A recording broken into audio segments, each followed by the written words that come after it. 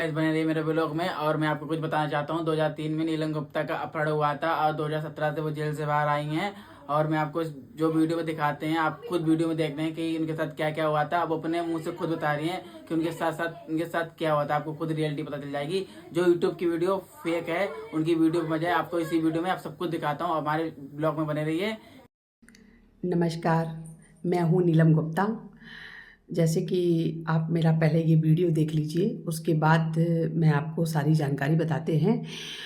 देखिए, होता क्या है कि पहले मेरे 2002 में मेरा अपहरण किया गया था और मुझे कुछ बदमाशों के द्वारा मुझे जंगल में ले जाया गया था। तो मैं वहाँ 20 महीना रही हूँ और उसके बाद मैंने बहुत संघर्ष किया है। आप मेरे संघर्ष की कहानी इस वीडियो में देख भी सकते हैं। मैंने 24-24 घंटा मुझे खाना नहीं मिलता था, पानी नहीं मिलता था, कैसे कैसे मैंने वो जीवन यापन किया है। भगवान करे किसी के साथ ऐसा ना हो जो मेरे साथ हुआ है, जो घटना मेरे साथ घटी है। मैंने 12 साल की उम्र में अपना घर छोड़ दिया गया था और मुझे माँ बाप से दूर कर दिया गया था, मेरे भाई बहनों से। और मैंने बहुत संघर्ष झेला है। मैंने वो लाइफ से लेकर जेल तक की लाइफ मैंने काटी है। मैंने 20 महीना जेल में 20 महीना बिहार में कैसे काटे हैं और जेल में 13 साल 6 महीना मैंने काटा है। और 2016 में मैं निकल के आई हूँ जेल से बाहर। तो अब मैं क्या कर रही हूँ, कैसे हैं, तो मैं आपको वीडियो के माध्यम से सब कुछ बताएंगे। आप लोग मेरे वीडियो को बने रहिए।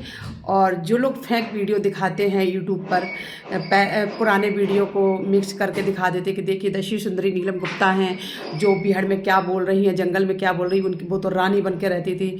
तो मेरे प्यारे भाइयों, मैं आपके आगे हाथ जोड़ती हूँ। आप खुद अनुभव कर सकते हैं कि 13 साल की 12 साल की लड़की के साथ क्या हो सकता है। आपको जैसे कहा जाएगा, जब आप चुंगल में किसी के फंसेंगे तो आप बताइए आपकी मर्जी वहाँ चलेगी? नहीं चलेगी ना। हमने तो सिर्फ वो दिखावा इसलिए चोला बांधे थे क्योंकि अगर मैं नहीं ऐसा करती तो मुझे मार दिया जाता। जैसे मुन्नी पांडे मार दी गई थी, मैं भी मार दी गई होती। लेकिन मैं उन लोगों के साथ मिलजुल कर रही इस कारण क्योंकि मुझे सब जानकारी, क्योंकि उस समय मुझे ना समझ में नहीं आता था कि मैं यहाँ बिहार से कैसे निकलूँ। 2-3 बार निकलने की कोशिश भी मैंने की तो मुझे बहुत प्रताड़ना की गई। मुझे शारीरिक और मानसिक दोनों से मेरा शोषण किया गया। लेकिन फिर भी मैंने हार नहीं मानी।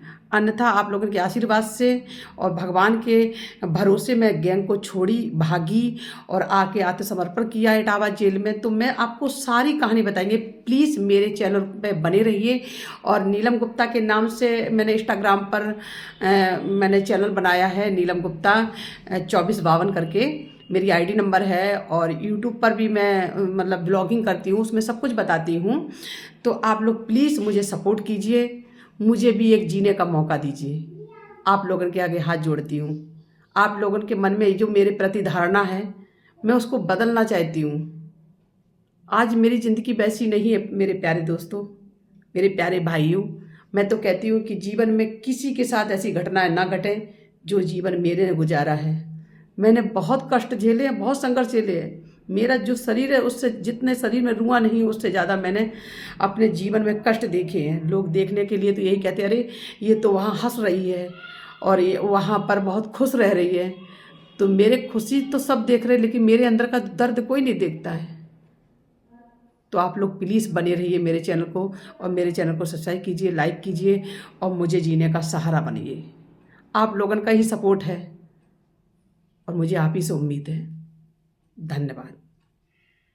और गाइस बने रहिए हमारे वीडियो में। आपको आगे और दिखाते हैं नीलम की क्या रियलिटी है। कई साल पहले उसका नाम सुनकर बीहड़ कांप जाता था। ये खूबसूरती में बॉलीवुड की हीरोइनों को फेल करती थी। इटावा, जालौन सहित कई जिलों के गांवों में उसकी बादशाहत कायम थी। डकैतों के झुंड में उसे बीहड़ की महारानी की उपाधि हासिल थी। एक आवाज पर सैकड़ों गांव के लोग हुक्म पर अमल करने के लिए तैयार रहते थे। वह सबसे खूंखार खतरनाक डकैत की पत्नी थी, जिसके एक इशारे पर सभी डकैत जान देने के लिए तैयार रहते थे। जी हाँ, हम बात कर रहे हैं 10 सुंदरी का नाम है निर्भय सिंह गुर्जर। वही डाकू जिसने मध्य प्रदेश, राजस्थान, उत्तर प्रदेश को अपने खौफ से हलाकान कर रखा था। वह किसी से नहीं डरता था। यहाँ तक कि उसे मौत का भी डर नहीं था। आपने अभी तक कई डाकुओं की कहानी सुनी होगी, मगर यह एक ऐसा डकैत था जिसका अंदाज सबसे अलग था। उसके गैंग में लड़कियों की भरमार रहती थी। एक से बढ़कर एक खूबसूरत लड़कियां उसके आगे पीछे घूमती थीं, जिन्हें 10 या सुंदरी कहा जाता है। वो मीडिया को बुलाकर इंटरव्यू देता था। करीब 200 गाँवों में उसने अपनी अलग ही सरकार बना रखी थी। वो तय करता था कि इन इलाकों में कौन चुनाव लड़ेगा, कौन नहीं। इसमें जो विद्रोह करता वह मारा जाता था। नीलम की स्टूडेंट थी और उस समय मेरी उम्र 13 साल थी। एक दिन स्कूल जाते समय एक कार मेरे पास आकर रुकी और उसमें से एक आदमी ने मुझे कार के पास बुलाया। मैं पास गई तो उसने मुझसे मंदिर का रास्ता पूछा। मैं जैसे ही रास्ता दिखाने के लिए दूसरी तरफ मुड़ी तो उसने मेरे मुंह में रुमाल दबा दिया। इसके बाद मुझे कुछ याद नहीं है। जब मुझे होश आया तो मैं जंगल में थी। मेरे आसपास बंदूक लिए कई लोग खड़े थे और शराब पी रहे थे। मेरे कुछ समझ में नहीं आ रहा था कि ये सब क्या हो गया। थोड़ी देर बाद वहाँ निर्भय गुर्जर आया। मैं किसी को नहीं पहचान रही थी, बस मैं खूब जोर से लगातार रो रही थी। उसने आते ही मुझे डांट कर चुप होने के लिए कहा। मैं डर कर चुप भी हो गई। उसके बाद मुझे निर्भय के हवाले कर सभी डाकू वहाँ से चले गए। उसने मेरे साथ बेहद क्रूरता वाला व्यवहार किया। कई बार उसने मेरे साथ जबरदस्ती भी की। मैंने भागने की कोशिश भी की, लेकिन उसके आदमी पूरे जंगल में फैले रहते थे। धीरे धीरे 3 महीने बीत गए। इस दौरान दूसरे डाकुओं की भी मेरी तरफ बुरी नज़र रहती थी और इसी से बचने के लिए निर्भय ने गैंग के कुछ लोगों के सामने मुझसे जबरन शादी कर ली। उस दिन से गैंग में मेरा वजूद बड़ा हो गया। मैं गैंग के सरगना की पत्नी बन चुकी थी। सभी लोग मेरा आदर करने लगे थे। मैं ये सब नियत का फैसला मान चुकी थी। निर्भय के बारे में धीरे धीरे गैंग के लोगों से कई बातें मुझे पता चल रही थी। मैं बस एक बात की खोज में रहती थी कि जंगल से हाईवे तक का रास्ता कौन सा जाता है।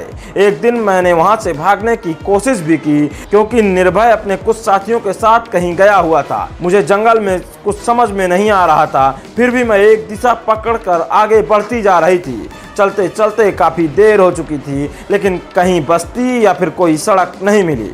धीरे धीरे समय बढ़ता जा रहा था। तभी गैंग के अड्डे में निर्भय भी वापस आ गया। जब उसने मुझे नहीं देखा तो गैंग के सदस्यों को मुझे ढूंढने के लिए भेज दिया और फिर मैं कुछ देर बाद पकड़ ली गई। उस दिन निर्भय मुझसे बहुत नाराज था। उसने मेरे साथ बहुत क्रूरता की और मेरे साथ मारपीट भी की। सजाओ के तौर पर मुझे पहरे पर रखा जाने लगा। निर्भय सिंह बेहद अय्याश था। उसे अपनी हवस पूरे करने के लिए आए दिन नई नई औरतों की तलाश रहती थी। जिस दिन उसने मेरी जिंदगी बर्बाद की, मैं उसकी बेटी की उम्र की थी। उसने मेरे साथ इतना बुरा सलूक किया जो मैं कभी नहीं भूल सकती हूँ। धीरे धीरे गैंग के लोगों से उसके बारे में पता चला कि मुझसे पहले भी उसकी हवस पूरे करने के लिए कई औरतें गैंग के अड्डे में लाई जा चुकी हैं। पार्वती मुन्नी पांडे का नाम भी इन्हीं में से एक था। लोग तो यहाँ तक कि कहते हैं कि उसने अपने बेटे श्याम जाटव की पत्नी सरला जाटव को भी नहीं छोड़ा था। उसके साथ भी वह लगातार अवैध संबंध बनाता था। निर्भय कभी डकैती या किसी अपराध के दौरान गैंग के नए लोगों पर भरोसा नहीं करता था। वो मुझे कभी इन जगहों पर नहीं ले जाता था। वो मुझे हमेशा शक की निगाह से देखता था, क्योंकि मैं कई बार भागने की कोशिश कर चुकी थी। धीरे धीरे समय गुजरता जाता है और फिर नीलम को भी चंबल की हवा रास आ जाती है।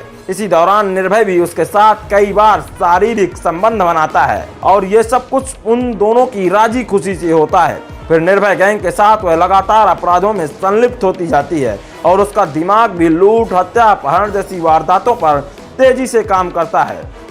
इतना ही नहीं, कई बार वह निर्भय की अनुपस्थिति में गैंग की कमान भी संभालती थी। सभी डाकू उसके इशारे पर चलने लगे थे। वह डाकुओं की महारानी कहलाती थी, लेकिन वह निर्भय की लड़कीबाजी वाली हरकत से बेहद परेशान थी और इसी को लेकर एक दिन उसका विवाद निर्भय से हो गया। तभी से वह उस गैंग से उखड़ी उखड़ी रहती थी और उसके दिमाग में बस एक ही बात गूंज रही थी कि वह कैसे इस दलदल से बाहर निकल सकती है। तभी उसकी बातचीत एक ऐसे आदमी से हुई जो निर्भय गुर्जर का खास व्यक्ति था और उन दोनों ने वहां से भागने का प्लान बना लिया। आगे के इंटरव्यू में नीलम बताती हैं कि मैं जंगल में बहुत दुखी सी रहती थी। निर्भय का गोद लिया बेटा कहा जाने वाला श्याम जाटव भी उसके अत्याचार से काफी परेशान था। एक दिन उसने मुझसे जंगल से भागने को कहा, वो भी मेरे साथ भागने को तैयार था और खास बात ये थी कि उसे रास्ता भी मालूम था। बस फिर हम दोनों जंगल से भाग निकले और 31 जुलाई 2004 को हमने कोर्ट में आत्मसमर्पण कर दिया, जिसके बाद उसे नारी निकेतन लखनऊ भेज दिया गया। 13 साल बाद जनवरी 2017 में वो जेल से रिहा हुई। बाहर निकलते ही नीलम ने ऐलान किया था कि वह राजनीति में आना चाहती हैं और आज भी वह राजनीति